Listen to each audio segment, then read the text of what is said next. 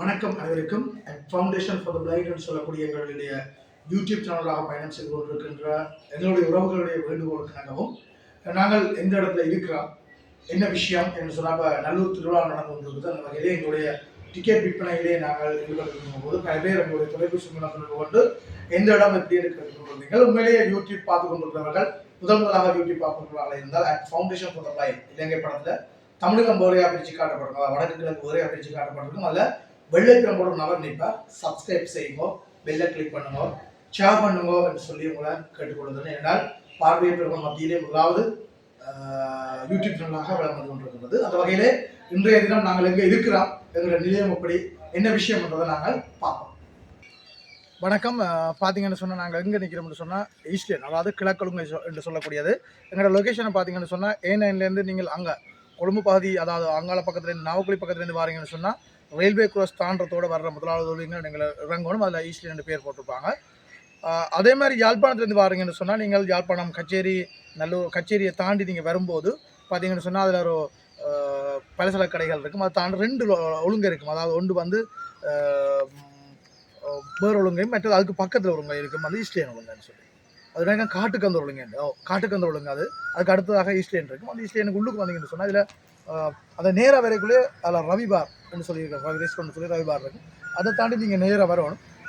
நேராக வந்தீங்கன்னு சொன்னால் எங்கள் இலக்கம் 82 சொல்லி இதில் பார்த்தீங்கன்னு சொன்னால் அப்படி எப்போவும் பார்ப்போம். முன்னுக்கால எங்களோட இதில் சைக்கிள் கடை இருக்குது பக்கத்தில்.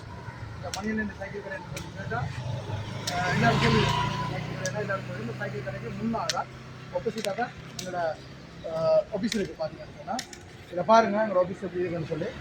உண்மையில் எங்களோட ஆஃபீஸ் வந்து பார்த்தீங்கன்னு சொன்னால் முதலில் கூடி பெயிண்ட் அடிக்காமல் இருக்குது. இதெல்லாம் நீங்கள் வழியாக பாருங்கள். இதில் எங்களுக்கு தேவைப்பாடுகள் இருக்குது. அந்த விஷயத்தில் நாங்கள் உள்ளுக்க போவோம்.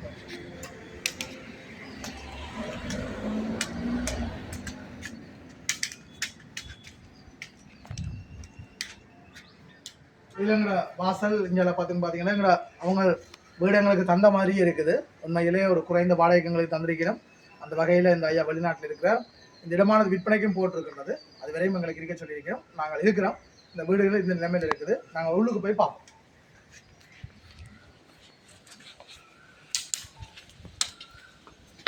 வணக்கம். வணக்கம். ஒரு அண்ணா இருக்கிறார். வணக்கம் அண்ணா. வணக்கம் வணக்கம் அண்ணா. வணக்கம்.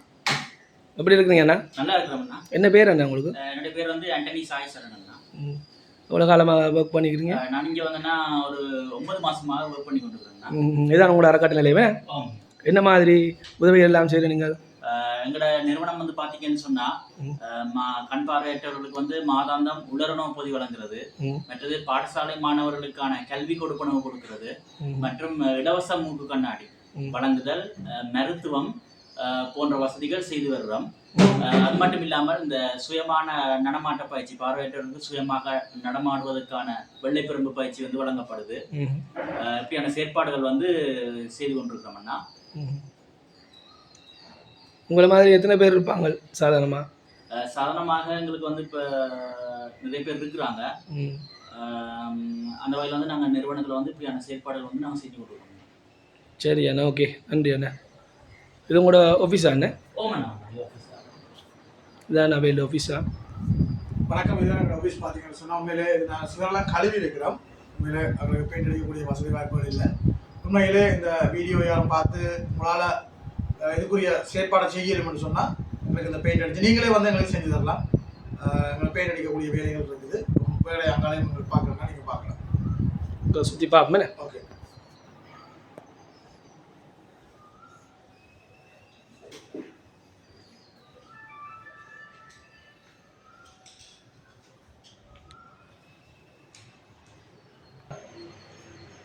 வணக்கம். மீண்டும் நீங்கள் வீடியோ பார்த்துருப்பீங்கன்னு நினைக்கிறேன். எங்களுடைய கணவர் கேட்ட வேண்டுகோளுக்கு நாங்கள் வந்து திங்கள் தொடக்கம் காலை 8:30 மணி தொடக்கம் மாலை 5 மணி வரை எங்கள் ஆஃபீஸ் வந்திருக்கும். மேலதிகமாக இங்கே வந்து எங்களுடைய செயலாளர் இன்ஜினியர் இருக்கிறா, பின்னிக்கு இருக்கிறா, நீங்கள் வந்து தொடர்பு கொள்ளலாம் முடியும். அதே போன்று நாங்கள் வந்து சனிக்கிழமை வரை, சனிக்கிழமை அதாவது திங்கள் தொடக்கம் சனிக்கிழமை வரை எங்களுடைய அலுவலகம் வந்து திறந்திருக்கும். அதைவிட எங்களுடைய தொலைபேசி இலக்கங்கள் நாங்கள் கீழே போடுறோம். அதை நான் சொல்கிறேன்.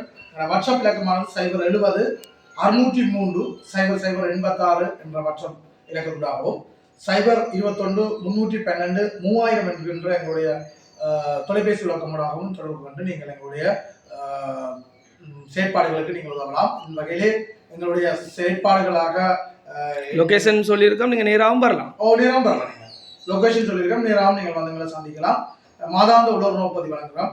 அதே போன்று பார்வை குறைபாடுடைய பார்வையிழந்தவர்களின் மாணவர்களுக்கான கல்வி செயற்பாட்டுக்கு உதவி செய்து வருகின்றோம். அதை தாண்டி சுயதொழில் ஊக்குவிப்புக்காக திரவ செலவை சவர்க்காரம் தாயகம் என்ற பெயரில் நாங்கள் உற்பத்தி செய்கிறோம். உண்மைக்குமே எங்களுக்கு அந்த உற்பத்தி செய்கிறதுக்காக முதலீடுகள் எங்களுக்கு இல்லாமல் இருக்கின்றது. அந்த வகையில் அந்த முதலீடுகளுக்கு எங்களுக்கு உங்களால் உதவி செய்யக்கூடியவர்கள் வந்து நேரடியாக உண்மையிலே நீங்கள் அந்த உற்பத்திக்கு எங்களுக்கு உதவி செய்யணும். கிட்டத்தட்ட எங்களுக்கு அந்த பொருட்களை கொள்வனவு செய்வதற்கு மட்டும் முறையீடாக பொருட்களை கொள்வனவு செய்து நாங்கள் தொடர்ச்சியாக அந்த பணியை செயற்படுத்துவதற்காக எங்களுக்கு ஒரு முச்சக்கர வண்டி சேல் செய்யறதுக்கு ஒரு முச்சக்கர வண்டியோ அல்லது வாட்டாகும் எங்களுக்கு இப்போதைக்கு வாட்டா தேவையில்லை. ஒரு முச்சக்கர வண்டி இருந்தாலும் ஒரு முச்சக்கர வண்டி 3 வீலர் ஒன்றும் அதே போன்று ஒரு 10 லட்சம் ரூபாய் நிதியும் தேவைப்படுது என்று சொன்னால் நீங்கள் நேரடியாக வந்து அந்த கெமிக்கலை எங்களுக்கு எடுத்து தரலாம். நீங்கள் எங்களுக்கு காசாற்ற தேவையில்லை, கெமிக்கலாக எடுத்து தரலாம். அந்த கெமிக்கல் போத்தல்கள் விற்கிற இடங்கள் ஸ்டிக்கர்ஸ் அடிக்க வேண்டி கிடக்குது. அதை விட அந்த இடத்துக்கு ஒரு பணியாளர் எடுத்து நாங்கள் செயற்படுத்த வேண்டி இருக்கின்றது. இப்போ உண்மையிலேயே இன்னொரு வீட்டில் வச்சு தான் அந்த உற்பத்தியை செய்கிறோம் சுண்டுக்குழியில. அந்த வகையில் இந்த வளாகத்தில் செய்கிறதுக்கோ அல்லது இன்னொரு இடத்தை நாங்கள் எடுத்து அதுக்கான தொழிற்சி செய்கிறதுக்கோ எங்களுக்கு வசதி வாய்ப்புகள் இல்லை.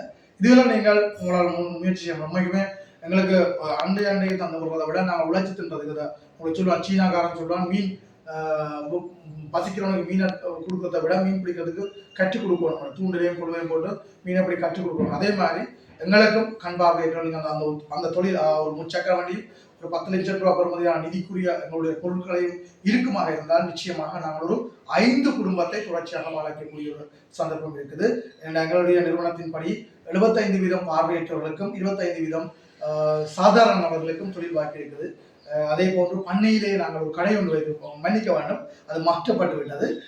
யாழ்ப்பாணம் புதிய பஸ் ஸ்டாண்டில் உங்களுக்கு தெரியும், வீரசிங்கம் மண்டது பக்கத்தில் தாயக மாற்றுத்திறனாளிகளுக்கான சந்தைப்படுத்த அழகு என்று சொல்லக்கூடிய ஒரு அமைப்பு ஒன்று அங்கே கடை ஒன்று எங்களுக்கு அதை வச்சிருக்கிறோம். அதில் எங்கள் தாயக உற்பத்திகளை கண் பார்வையற்றவர்கள் மாற்றுத்திறனாளிகள் உற்பத்திகளை விற்பனை செய்வதற்காக பார்த்துக்கிறோம். அந்த கடையையும் டெவலப்மெண்ட் செய்ய வேண்டிய இருக்கின்றது.